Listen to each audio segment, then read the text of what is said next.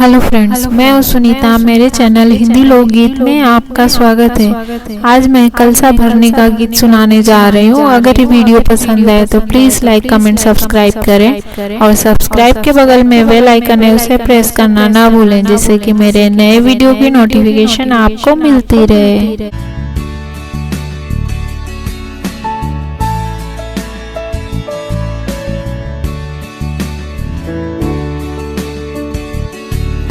कौने रंग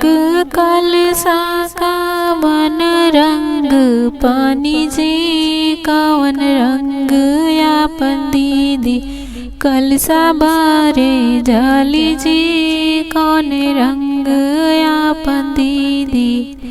कलसा बारे जाली जी, कौन रंग यापन दीदी कौन रंग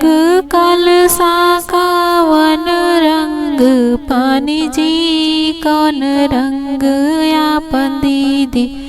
कलसा बारे जाली जी, कौन रंग यापन दीदी कलसा बारे जाली जी, कौन रंग यापन दीदी गेरुआ रंग कलसा सफेद रंग पानी जी, गोरे रंग यापन दीदी कलसा बारे जाली जी, गोरे रंग यापन दीदी कलसा बारे जाली जी, गेरुआ रंग कलसा सफेद रंग पानी जी, गोरे रंग यापन दीदी कलसा बारे जाली जी, गोरे रंग यापन दीदी कलसा बारे जाली जी, गोरे रंग यापन दीदी कौन रंग कलसा कावन रंगे पानी जी,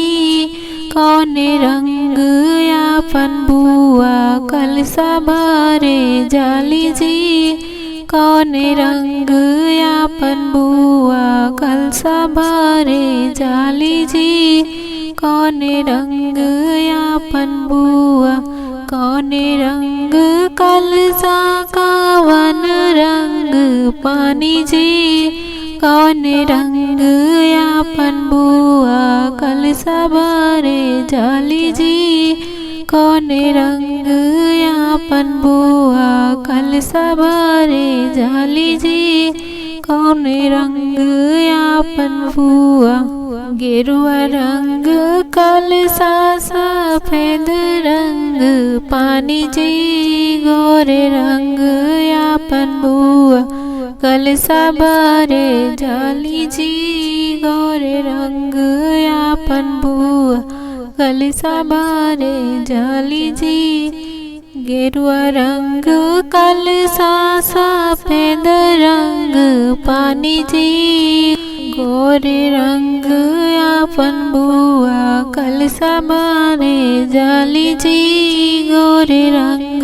यापन बुआ कलसा बारे जाली जी, गोरे रंग यापन बुआ।